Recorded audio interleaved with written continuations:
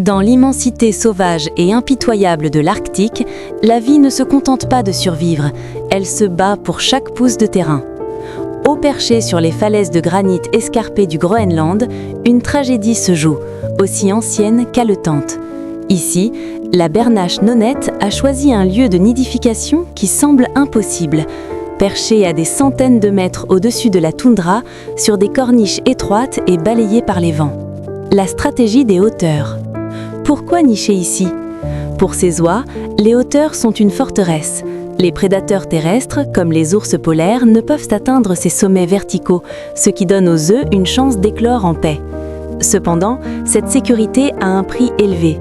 Contrairement à beaucoup d'autres oiseaux, les parents bernaches n'apportent pas de nourriture à leurs petits. Les oisons naissent avec une horloge biologique qui commence à tourner dès l'instant où ils brisent leur coquille. L'ultimatum des 48 heures.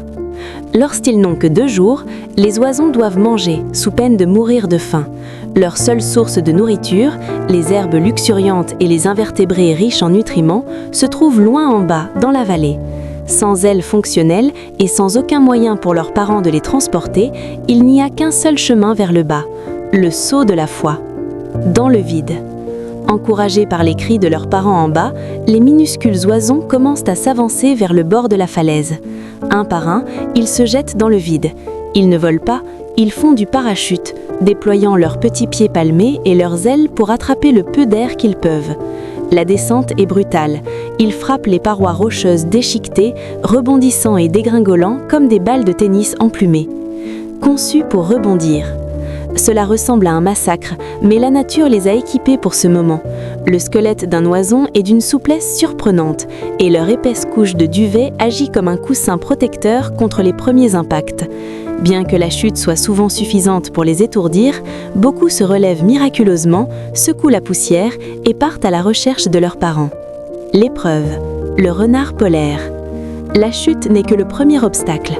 Au pied de la falaise, l'équipe de nettoyage attend. Le renard polaire est un maître du timing, patouillant dans les rochers pour trouver les oisons blessés ou séparés de leur famille. Nous voyons l'intensité brute de la nature lorsqu'un parent tente de protéger son petit, sifflant et battant des ailes pour repousser un renard persistant. Dans cet environnement, la moindre hésitation est fatale. Mort venu du ciel, l'aigle à queue blanche. Juste au moment où la famille se réunit, une nouvelle ombre plane sur la toundra. Le pigargue à queue blanche, roi de ces cieux, commence sa chasse. Contrairement au renard, l'aigle représente aussi une menace pour les adultes. Les oies doivent rester groupées et vigilantes, car une seule attaque de ce super prédateur peut mettre un terme à leur voyage instantanément. Le long marche vers l'eau. Les survivants font maintenant face à un périple de plusieurs kilomètres en terrain ouvert pour atteindre la sécurité de l'eau. Chaque pas est un risque. Ils se déplacent en une ligne disciplinée, guidés par les parents qui scrutent l'horizon à la recherche de goélands et d'autres menaces. C'est un test d'endurance pour des pattes qui n'ont que 48 heures. Sanctuaire et croissance. Enfin, la famille atteint le rivage. Ici, au milieu des marais et des estuaires, les oisons peuvent enfin commencer à se nourrir. Ils passeront le court été arctique à grandir à une vitesse incroyable, se préparant pour le prochain grand défi, la longue migration vers le sud avant le retour des glaces hivernales. Conclusion, le prix de la survie. L'histoire de la bernache nonnette rappelle que dans la nature, la vie n'est jamais garantie, elle se mérite. Pour chaque oison qui atteint l'eau, il y a une histoire de résilience incroyable, un témoignage d'une espèce qui commence sa vie par l'ultime saut de la foi.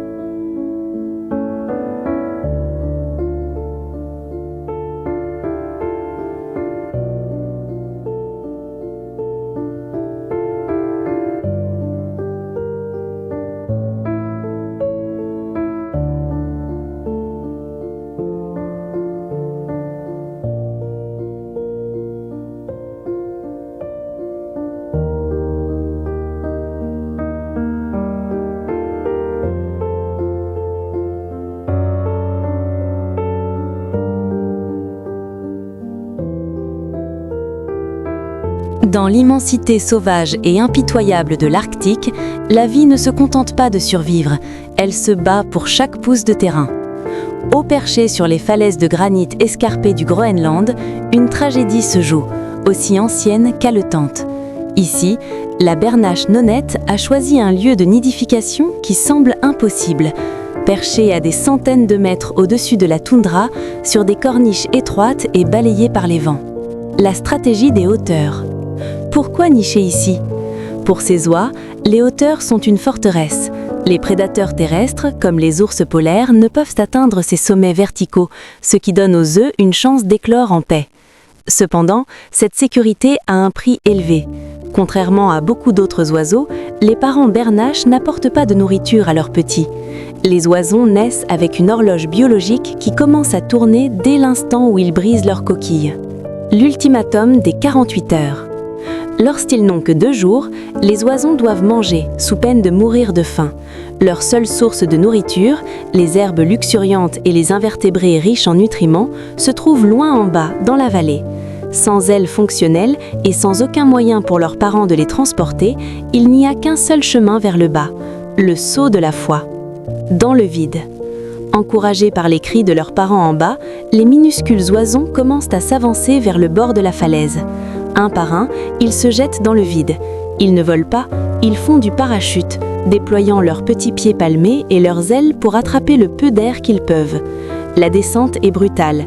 Ils frappent les parois rocheuses déchiquetées, rebondissant et dégringolant comme des balles de tennis emplumées. Conçus pour rebondir. Cela ressemble à un massacre, mais la nature les a équipés pour ce moment. Le squelette d'un oison est d'une souplesse surprenante, et leur épaisse couche de duvet agit comme un coussin protecteur contre les premiers impacts. Bien que la chute soit souvent suffisante pour les étourdir, beaucoup se relèvent miraculeusement, secouent la poussière et partent à la recherche de leurs parents. L'épreuve, le renard polaire. La chute n'est que le premier obstacle. Au pied de la falaise, l'équipe de nettoyage attend. Le renard polaire est un maître du timing, patouillant dans les rochers pour trouver les oisons blessés ou séparés de leur famille.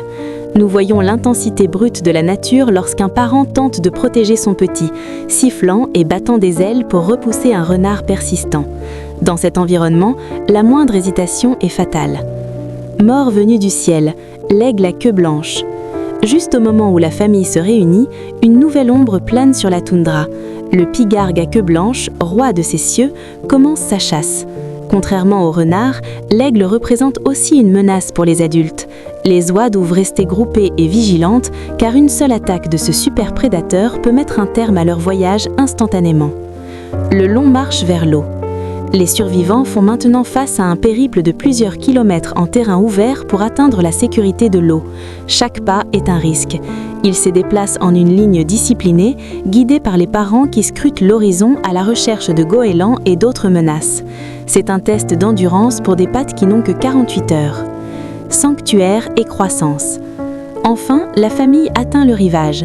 Ici, au milieu des marais et des estuaires, les oisons peuvent enfin commencer à se nourrir. Ils passeront le court été arctique à grandir à une vitesse incroyable, se préparant pour le prochain grand défi, la longue migration vers le sud avant le retour des glaces hivernales. Conclusion, le prix de la survie. L'histoire de la bernache nonnette rappelle que dans la nature, la vie n'est jamais garantie, elle se mérite. Pour chaque oison qui atteint l'eau, il y a une histoire de résilience incroyable, un témoignage d'une espèce qui commence sa vie par l'ultime saut de la foi.